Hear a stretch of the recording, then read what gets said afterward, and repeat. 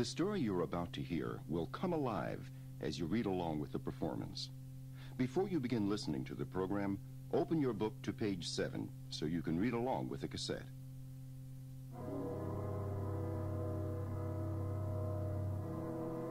Call me Ishmael. Some years ago, with nothing to interest me on shore, I thought I would sail about a little and see the oceans of the world. I love to sail dangerous seas and land on foreign coasts. I had already made a number of voyages on trading ships and now set out to go whaling. I had no idea I would meet the mad Captain Ahab and hunt for the great white whale, which men called Moby Dick. I landed in New Bedford on a Saturday night in December. I was very unhappy to learn that the boat for Nantucket had already sailed. There was no way of reaching Nantucket until Monday. What a bitter night. I must find somewhere to stay. I soon came to an inn. Spouter? Coffin. Rather evil sounding, but I'll risk it. Inside, I found the landlord. My house is full, but wait, you have no objection to sharing a bed with a harpooner, have you? I'll share with any good man rather than walk about on so bitter a night. All right, take a seat. You want supper? Where is that harpooner? Is he here? He'll be here before long. But at 12 o'clock, the harpooner still hadn't come in. Landlord, does he always keep such late hours? No, but tonight he went out selling, and maybe he can't sell his head. His head? It's just a shrunken head. A strange thing, you know. But it's getting very late. You'd better be turning in. I took the landlord's advice, but I had not been asleep long before I awakened, and, Lord save me, the harpooner. First he prayed to a stone god. Then, undressing, he lit up a tomahawk which he used as a pipe. Putting out the lamp, he jumped into bed. Ooh, devil you, speak or I kill. Landlord, save me! Why didn't you tell me he was a wild man? Don't be afraid. Quickly wouldn't harm a hair of your head. After some thought, why be upset? He's a human being, just as I am, and a whaling man. Better to sleep with a sober wild man than a drunken Christian. If you'll just put that tomahawk away, or pipe, or whatever it is. Me do. You get in. I never slept better in my life. Next morning, we had breakfast. No coffee and rolls for him. Only beefsteaks. Rare. Then we went to the whaleman's chapel, where we heard a special talk by Father Mapple. Shipmates, sin not. But if you do, ask to be forgiven like Jonah. Returning to the inn, we had a friendly smoke together. We friends. We go whaling together. And so on Monday, we took the boat to Nantucket. In Nantucket, Queequeg asked his stone god, Yojo, for help. Yojo say you findy ship for us. And so I set out among the many ships. Of the ships in port, I picked the Pequod. On deck in a tent supported by whalebone, I found Captain Peleg, a Quaker and owner of one of the boats. Sir, I was thinking of going out on a ship. You were? What takes you a whaling? I want to see the world and what whaling is. What whaling is, huh? Have you seen Captain Ahab, who is captain of this ship? He has only one leg. Was the other lost by a whale? Chewed up by the biggest whale that ever rammed a boat. Do you still wish to go a whaling? Then come below with me to Bildad, another owner, and sign the papers. Reading the Bible again, Bildad, eh? He says he's our man and wants to sail. Do you? I do. He'll do. But don't be too generous with the pay. Our duty is to the other owners of this ship, many of them widows and orphans. Blast ye, Bildad, I'll not cheat this young man. I have a friend who wants to sail too. He has killed more whales than I can count. Bring him along, then. And so the next day... What a harpoon he's got. I say, Quahog, or whatever your name is, did you ever spear a fish? You should now be on page 16. Queequeg jumped into a whaleboat hanging at the side. You see small drop of tar and water? Suppose it whale I watch then. If him whale I, why the whale dead. Quick, Bildad, get the ship's papers. We must have Quahog, and we'll give him more than ever was given a harpooneer out of Nantucket. As we left the ship, we met an old sailor. Have you signed up with that ship? And have you seen Captain Ahab? We haven't. They say he's sick, but we'll soon be all right. When Captain Ahab is all right, then this left arm of mine will be all right. Not before. Come, Queequeg. This fellow is crazy. Morning to you, shipmates.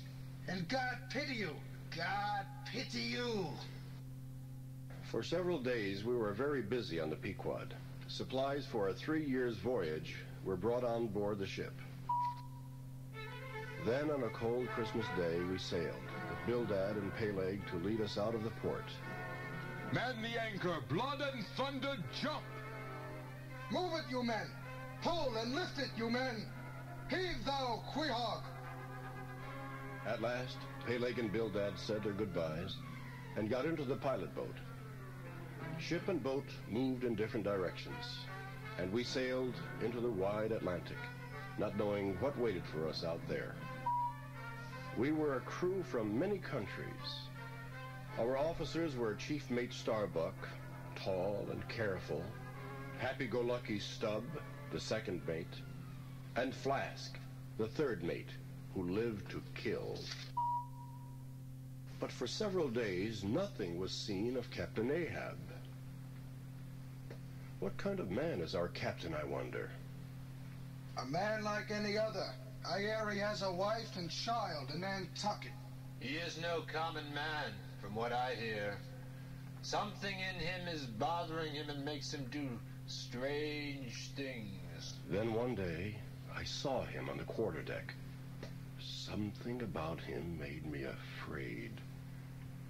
Aye, he's frightful enough, as if filled with a great problem. You men on top of the mastheads there, look sharp. There are whales around here. If you see a white one, yell a signal. A white whale? There's something special in the wind, something strange. Not long after, Ahab gave an order usually only for emergencies. Send everybody to the rear. Sir? Yes, sir. Everybody to the rear! The entire ship's company came together. You have heard me give orders about a white whale. Look you, do you see this coin of gold? He nailed the coin to the mainmast. Whosoever of you spots me a white whale with a wrinkled brow and a crooked jaw, he shall have this gold, boys. That white whale must be the one some call Moby Dick. Was it not Moby Dick that took off your leg? Who told you that? Aye, it was that Moby Dick. Aye, aye. I'll chase him around the world before I give up. This is what you have sailed for, men. To chase the white whale till he spits black blood. What say you, men? Aye! Aye! We'll keep a sharp eye for the white whale. A sharp harpoon from Moby Dick. God bless you, men. Steward, go bring a small barrel of rum for the men. Aren't you going after Moby Dick, Mr. Starbuck? I am brave enough, Captain. But I came to hunt whales, not my captain's vengeance. How many barrels of oil will it give? What will it bring on the market? Curse on a dumb bully of an animal struck without knowing what he did. Madness, it goes against God. Don't talk to me of God, man. I'd strike the sun if it insulted me. Some strange, unknown power struck at me through the whale. Shall I not strike back? Ah, the barrel of rum. Drink, men, and pass it on. Drink well, me men. Drink and promise death to Moby Dick. Death to Moby Dick! God keep me! God keep us all. Although Ahab's search was for Moby Dick, he did not forget the business of whaling. As we sailed south... Mastheads, keep a bright lookout. Sing out if you see a whale. And one cloudy afternoon... Far she blows! Far she blows! She blows! The order to lower the boats into the water was given, and we set out to find the whale. I was in Starbuck's boat, and soon... Row, boys, row! There's a storm coming, but we still time to kill a whale. That's his hump. There, give it to him, quick. The storm struck. The whale rolled like an earthquake under us and escaped. All night, we floated in our water-filled boat. At dawn... Look out, men, jump! Our own ship had hit us in the dark, but we were quickly rescued. You should now be on page 28. But there were other days and other whales. On one chase, Stubbs' boat led the rest. Give it to him, Tastigo! Changing places with the harpooner, Stubb dug his spear into the whale. The whale went into its flurry, churning the water.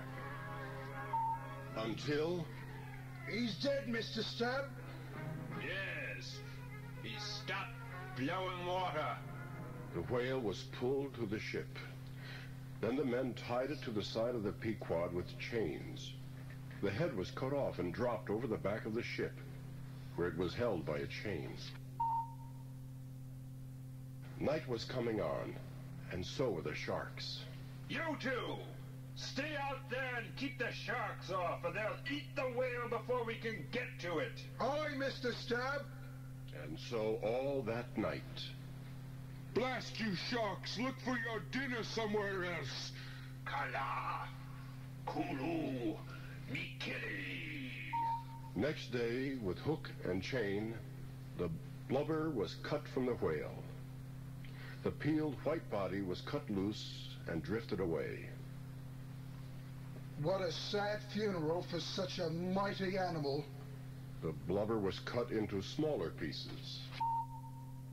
Then, the blubber was boiled down into oil in a large pot. At night, in the darkness, the ship seemed to be on fire. In the morning, the whale's head was pulled up so that the very valuable oil called spermaceti could be taken from a case inside the head. Tashtigo climbed on top of the head and dug a hole with a sharp spade. He pushed the bucket into the hole with a long pole. Time and again, the bucket was lifted up to the deck, where the oil was emptied into a tub. Then, a slip of the foot and... Help! Run overboard! He fell into the guys! The head tore from the hooks, dropped, and slowly began to sink into the sea. But Queequeg went to the rescue. Soon, he was under the water. In a few moments... Look! He's got him! Many a whale did we catch as we sailed southward. But Ahab had only one thought. We near Japan. These are the waters where Moby Dick may hide. He heard a footstep at the door and... Who is there? It is I, Starbuck, Captain Ahab. Stop your recorder and turn the cassette over to complete the story.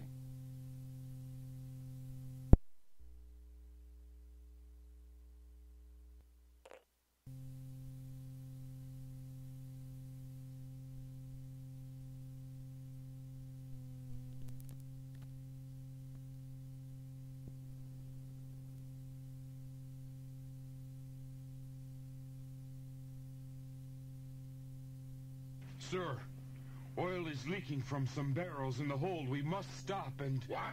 Stop here for a week to repair old barrels? If we do not, we will waste more oil in a day than we may get in a year. What will the owners say? Owners? What do I care about the owners? Go on, Dick. A better man than I might well pass over in you what he would resent in a young man. Aye, and in a happier man, too. Do you dare to think wrongly of me? Get on deck. Grabbing a loaded gun, Ahab aimed at Starbuck. There is one God that is lord over the earth, and one captain that is lord over the Pequod. Now I order you to get on deck. You have made me angry, sir. But you don't have to fear Starbuck. But Ahab should fear Ahab. Beware of yourself, old man. What's that he said? Ahab, beware of Ahab? There's something true about what he says. A little later, on the deck... You are too good a fellow, Starbuck. Head for land and repair the barrel. After the barrels were repaired, the Pequod sailed on and... Blacksmith, make me a spear. One that will stick in a whale like his own fin bone. Is this harpoon for the white whale, sir? Aye, for the white devil. Here, make the heads for the harpoon from my razors. I have no need of them, for I neither shave, eat, nor pray till... But here, to work. Ahab made the harpoon ready, not in water, but in blood drawn from the harpooneers. I baptize thee, not in the name of the Father, but in the name of the devil. As we sailed in the Japan seas, a storm broke on us from a cloudless sky. By night, the ship's sails were torn. The sky and sea rocked with thunder and lightning. As the men worked to save the ship... Who's there? Oh, thunder! Ahab, the captain.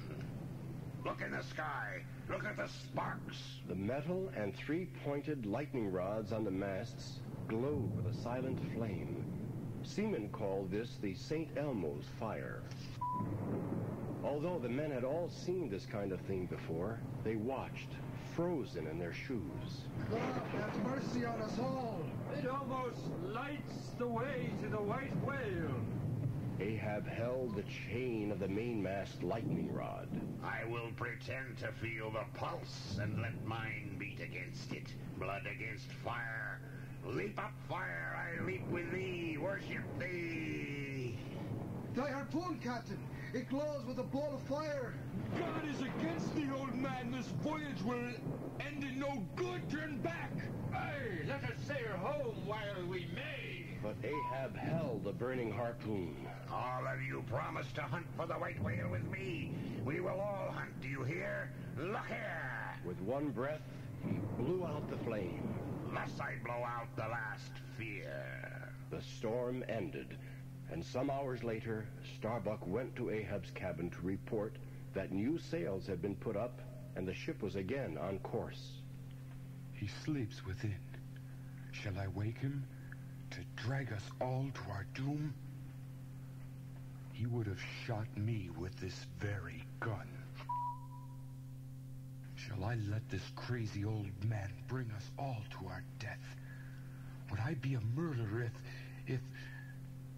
Then, within the stateroom, Ahab cried out in his sleep. Stern all! Oh, Moby Dick, I hold your heart at last. No, I cannot. Even though any day I may sink with all the crew to the bottom of the sea. Sailing on, the Pequod met the Rachel, another whaler from Nantucket. Have you seen the white whale? Oh, yesterday! The captain of the Rachel came aboard the Pequod. Where was he? Did you kill him? No, he escaped and towed off one of my boats. My boy, my own boy, was on that boat. Won't you help me find it? His son lost. We must save that boy. Let me rent your ship for 48 hours. I'll pay and pay well. You have a child of your own safely at home. You must understand. You must help. I will not do it. Even now I lose time. Goodbye, and God bless you, man, but I must go after Moby Dick. You should now be on page 44. The captain went back to the Rachel to continue the search. We watched her as we sailed swiftly away. They haven't found the lost boy. I doubt they ever will. A few days later... Moby Dick is around here. I must have the first sight of him myself. Make me a seat and raise me to the masthead. From his high seat on top of the mast, Ahab watched the sea. Show yourself, you monster! Ahab challenges Moby Dick. Not long after... A mild day, Starbuck. On such a sweet day, I struck my first whale 40 years ago. Out of those 40 years, I have not spent 3 ashore. I have grown old and tired on the uncaring sea. So little time have I spent on land. My wife's been alone since I wed her. What a 40 years fool has old Ahab been. In your eyes, as in a magic glass, I see my home and yours. Stay aboard the Pequod when Ahab gives chase to Moby Dick. The danger shall not be yours. You shall live to see home again. Oh, my captain, give up the chase of that hated monster. Let us turn back, and you too shall see home again. Some nameless thing keeps me here. Some hidden lord and master drives me on. I dare not turn back. Silently, without hope, Starbuck slipped away.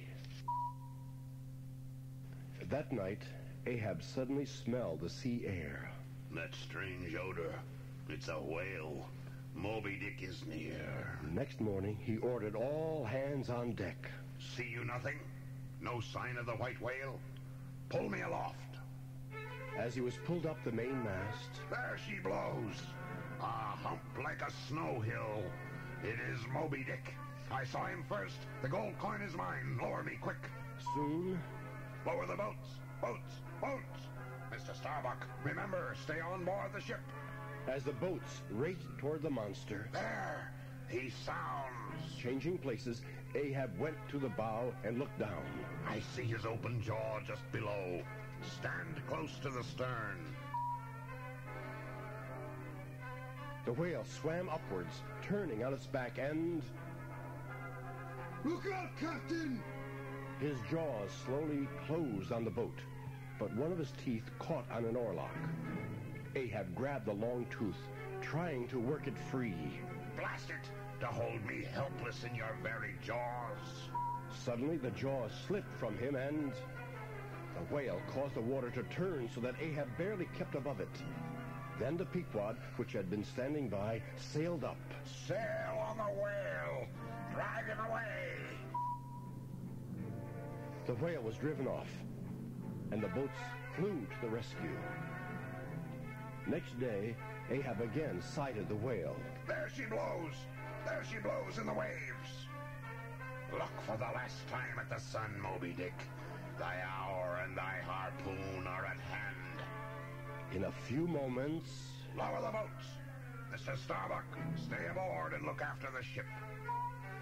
This time, the whale rushed at the boats, then dashed his head against the bottom of Ahab's boat. Again, the Pequod rescued the men and boats. Let me lean on you, Starbuck. My ivory leg is broken, but I will kill the white whale yet, even if I circle the world 10 times and even dive right through it. Never will you capture him, old man. One of our men is lost. I saw him pulled down. Shall we all be pulled to the bottom of the sea? Give up this madness. Though I like you for some strange reason, you are a fool. I must go on, Lieutenant. I act under orders. I must obey and chase Moby Dick. I must. The next day, the weather was clear. After an hour's watching... There she blows. I meet thee this third time, Moby Dick. Again, Ahab gave the order for the chase, and... Starbuck, for the third time my ship starts upon this voyage. Aye, sir. You will have it so. I am old. Shake hands with me, man. Oh, my captain, do not go. See, it's a brave man that weeps. I go. Lower away. Stand by the crew. As the boat started forward, Moby Dick turned the water furiously. Rushing head-on, the whale overturned two boats, but left Ahab's almost without a scar. While the two boats were brought aboard the ship to be repaired, Ahab's boat alone chased the whale. The sharks are chewing up the oars. They will last long enough. Pull on. With a curse, Ahab threw the harpoon. It sank deep, but the whale pushed on, and the line snapped. Suddenly, as the Pequod sailed up, the whale turned toward the ship. You should now be on page 56. As if it were the cause of all his anger, the whale headed toward the ship. The ship. He's going to ram it. The men on the Pequod saw the monster coming at them. The whale, oh Ahab! See what you've caused now! My God, stand by me now! Oars, spawnmen, save my ship. But it was too late. The whale hit the ship. The waters poured in. Death to my ship. Must she die? And without me? Am I not able to go down with my ship as is the wish of all brave captains? Oh, lonely death after a lonely life. Ho! Toward you I come, you monster whale. To the end of my life I will fight with you. From my heart I stab you. For hate's sake I spit my last breath at you. Thus I give up the spear. Again the harpoon struck. The whale flew forward. The line got tangled. Ahab bent to clear it, but the flying turn caught him around the neck. He was shot out of the boat and disappeared into the waves. For an instant, the boat's crew stood as though in a trance. Great God! Where is the ship? The ship, too, was disappearing into the ocean. And now, drawn by the suction of the sinking ship, the small boat and all in it, and the smallest ship of the Pequod, were carried out of sight under the waves. Then all was finished, and the great blanket of sea rolled on as it rolled 5,000 years ago. The story is done, but one did live through the wreck.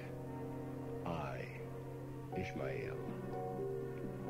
On the second day, a sail drew near. It was the Rachel that in her search after her missing children only found another orphan. And I alone escaped to tell thee.